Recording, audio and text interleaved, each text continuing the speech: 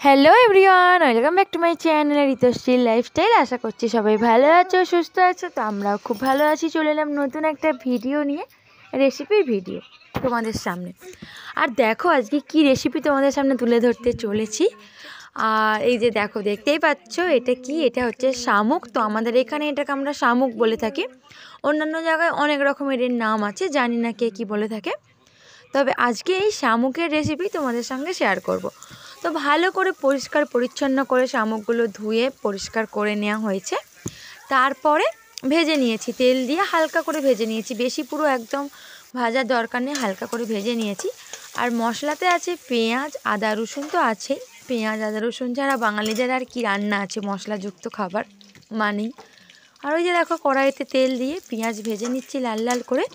আর তারপর দিয়ে দেব আদা রসুন। এইবারে আদা রসুনটা দিয়ে খুব ভালো মতো করে ভেজে নেবো। আর আদা রসুনের গন্ধ তো একটা তীব্র ছাড়বে যদি না ভালোভাবে ভাজা হয়। আর এইসব জিনিস গেঁড়ি শামুক এখন কিন্তু বাজারেও পাওয়া যায়, পয়সা দিয়ে কিনে আনলে সব জিনিসই এখন সব কিছুই পাওয়া যায়, সেরকম এটাও পাওয়া যায়। আর এইসব জিনিসটা কিন্তু প্রচুর উপকারের জিনিস বলতে পারো, একটা খুব শরীরের পক্ষে উপকার খাওয়া।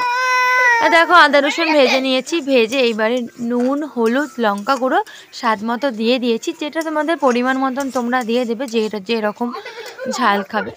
আর এই যে দেখো ভেজে রাখা শামুকগুলো দিয়ে দিয়েছি কড়াইতে।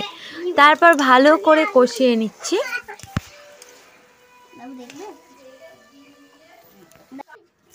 একটুখানি দেখো জল দিয়ে ঢাকা দিয়ে দিলাম, কারণ এটা সেদ্ধ হওয়ার জন্য। বেশি জল দেওয়ার দরকার নেই, সামান্য পরিমাণ জল দিলেই হবে। আর তারপর দেখো ঢাকা চাপা দিয়ে 5 মিনিট রাখার পর ঢাকা খুলে দিলাম। আর এই যে দেখো আবারও একটু কষিয়ে নিচ্ছি, হালকা হালকা একটু জল আছে সেই কারণে। আর এই যে দেখো শামুকের ঝাল বা শামুকের তরকারি রেডি।